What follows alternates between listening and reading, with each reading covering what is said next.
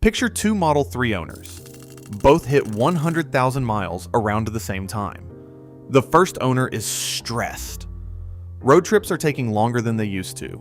The range display seems off, and they just got quoted for their third set of tires in 5 years. They've been doing everything right, charging to 80%, avoiding superchargers when possible, keeping up with software updates. The second owner has the same car, same mileage, and they are completely relaxed. Their charging speed is still solid. Their battery test came back clean, and they actually understand what's covered and what is not. Same car, same odometer, completely different experience.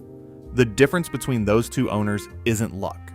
It's information Tesla never handed them. And today, I'm going to walk you through 10 things your Model 3 either doesn't tell you or actively hides from you once you cross that 100,000 mile mark. Some of these are going to genuinely surprise you. A couple might frustrate you, and at least one is going to make you feel a lot better about your car than you probably do right now. Let's start with the one that flips the entire narrative about high mileage EVs on its head. The degradation curve in your battery has almost certainly already flattened out. Every video about 100,000 mile Teslas frames that number like a cliff edge, like something bad is about to happen. The actual data says the opposite. Battery degradation in the Model 3 is not linear.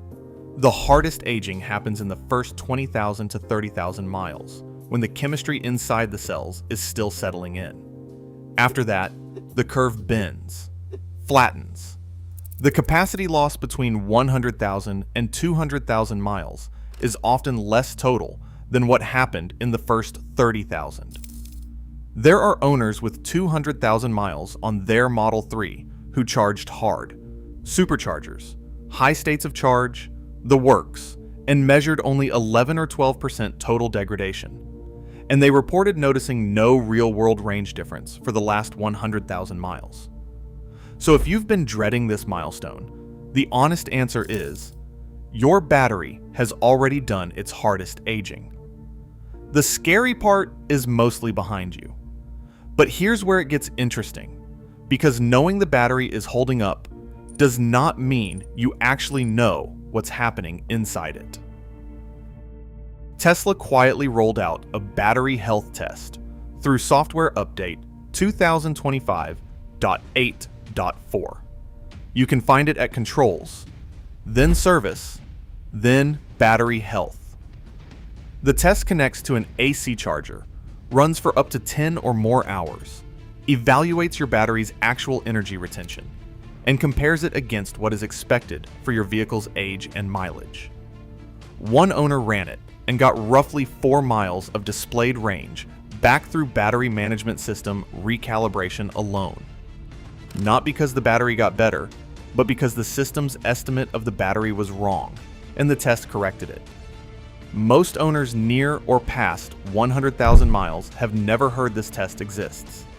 And as of update 2025.26, availability has started to vary by model and test history, which means the window to run it may already be narrowing. If you haven't done this, it's worth checking tonight. That's important, but if you don't also understand which battery chemistry you actually have, you could be managing your car completely wrong. Here's something that trips up a huge number of Model 3 owners. The rule you've probably heard, never charge above 80%, applies specifically to nickel-based battery chemistry, which is what most older Model 3s use. But some Model 3s, particularly the standard range versions, came with LFP chemistry, lithium iron phosphate.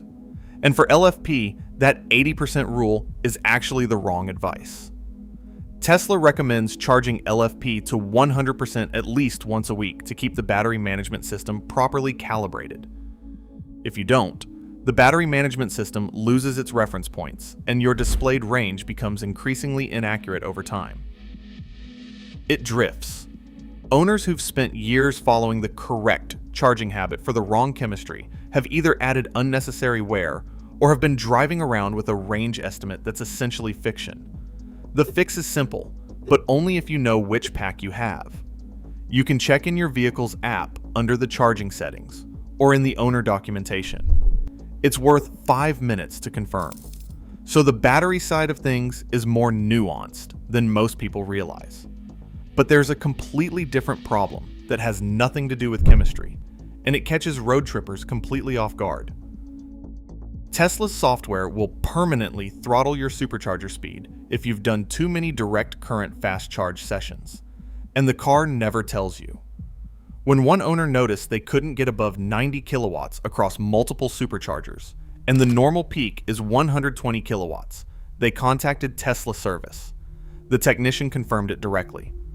Once a vehicle has been direct current fast charged over a specified amount, the battery management system restricts direct current charging to prevent degradation, and that restriction is permanent. No warning light, no notification.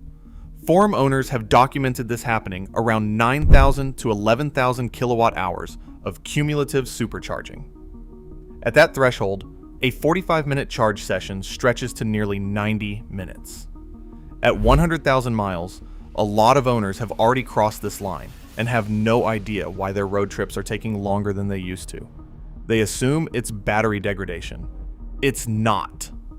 It's a deliberate software cap that Tesla put in place and never announced. That's a frustrating one. But the next point is where a lot of people get genuinely blindsided, because it's about money they've already lost. Tesla cut prices dramatically in 2022 and 2023. The Model Y MSRP dropped more than $13,000 in a single year. And when new car prices dropped, used car values reset across the board almost overnight.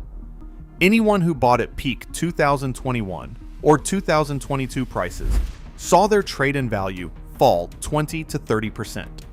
Not because of mileage, not because of battery condition, not because of anything they did or did not do. Tesla repriced the entire lineup under them. The car you bought for $52,000 isn't worth $28,000 at 100,000 miles primarily because of wear. It's worth that partly because Tesla changed the market. Most cost of ownership analyses focus heavily on battery degradation and almost completely ignore this. It's the invisible loss. And for owners who bought at the top, it dwarfs anything the battery has cost them.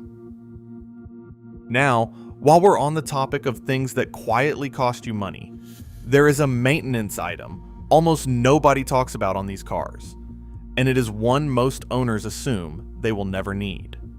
Your brake rotors are probably developing rust right now, and it's because the car is too efficient. Regenerative braking is so effective in the Model 3 that the physical brake pads almost never fully engage under normal driving. That sounds like a good thing, and for pad life it is. But rotors need friction to stay clean. On a gas car, you're scrubbing the surface constantly.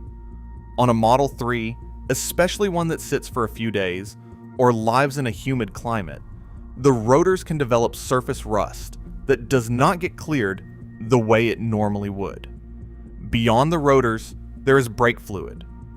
Brake fluid absorbs moisture over time, and as it does, its boiling point drops. Tesla's own guidance is a brake fluid health check every 4 years. At 100,000 miles, most owners are overdue, and a lot of them have never thought about it once because the general wisdom is that Teslas do not need brake work. That's mostly true for pads. It is not true for fluid, and it is not true if your rotors have been sitting.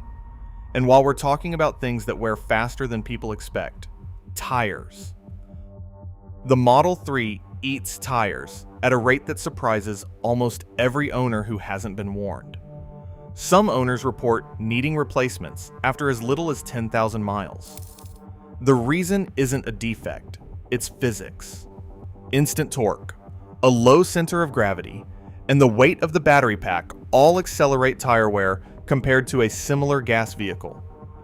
Tesla recommends rotating every 6,250 miles, roughly half the interval most people are used to from gas cars. miss a few rotations, and the wear becomes uneven fast. At 100,000 miles, a typical owner has already gone through 2 to 4 sets of tires, an expense that almost never shows up in conversations about electric vehicles being cheaper to own. It's not a deal breaker, but it's a real cost, and it catches people off guard every single time. If you're finding this useful, hit subscribe. I cover this kind of stuff regularly, and there is a video coming up on long-term electric vehicle ownership costs that goes even deeper into the numbers most people miss. Drop a comment below and let me know which one of these surprised you most. It genuinely helps the channel, and I read them. Now here's one that shifts from maintenance into something a little more unsettling: what Tesla knows about your car that you don't. When you buy a used Model 3, Tesla has a complete service and diagnostic record from every previous owner. Every charge session, every software event, every service visit. And when you request your own data from Tesla, they explicitly state that historical location or mileage information and service history outside of your ownership period are not eligible to be provided. So the car's full history exists. Tesla can see it. They can use it when diagnosing your vehicle or evaluating a warranty claim. You just can't access it. If you bought your 100,000-mile Model 3 used, you are making decisions about a machine that knows more about its own past than you do. That's worth sitting with for a second. And then there's the warranty situation, which is where a lot of owners discover a gap they didn't know existed. Most people conflate the battery warranty with the full vehicle warranty. They're not the same thing. The basic vehicle limited warranty, covering most of the car, runs for 4 years or 50,000 miles, whichever comes first. At 100,000 miles, that's been gone for a while. What you likely still have is the battery and drive unit warranty, which runs 8 years or 100,000 to 120,000 miles depending on your trim. But high mileage commuters often hit the mileage cap before the 8-year mark. So at exactly 100,000 miles, many Model 3 owners are running with 0 factory warranty on almost everything except the battery itself, and some are right at the edge of losing that too. Most don't realize it until something breaks. And finally, the one that reframes everything you think you know about high mileage EV batteries. Your battery has been aging whether you drove or not, and mileage is almost the wrong number to obsess over. The dominant source of capacity loss isn't miles driven, it's calendar aging, meaning time spent at a given state of charge, driven by chemical reactions inside the cells that happen regardless of whether the car moves. A car with 20,000 miles that spent 5 years in Phoenix, charging to 90% every week, can be in worse shape than a car with 70,000 miles that mostly slow charged in a mild climate. The odometer reading that everyone fixates on at the 100,000 milestone is genuinely one of the least predictive numbers for battery health. Where the car lived, how it charged, and how old it is matter more.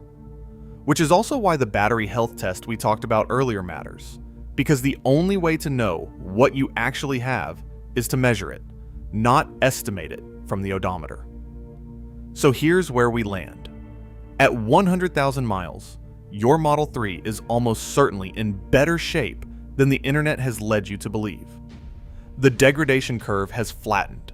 The hardest aging is done. But there are real things working against you that have nothing to do with the battery. A supercharger cap that may have already triggered silently. A warranty window that closed without much fanfare. Tires and brake fluid that need more attention than most owners give them. And a pricing reset that cost you more than any amount of driving did. The car is good. The information around it just hasn't kept up. If you want to go deeper, watch the video on the Model 3 battery setting that's already costing you money tonight. That's linked right here, and it covers a lot of what we didn't have time for today. And if you're sitting on a question about your specific situation, Leave it in the comments. I'll be in there.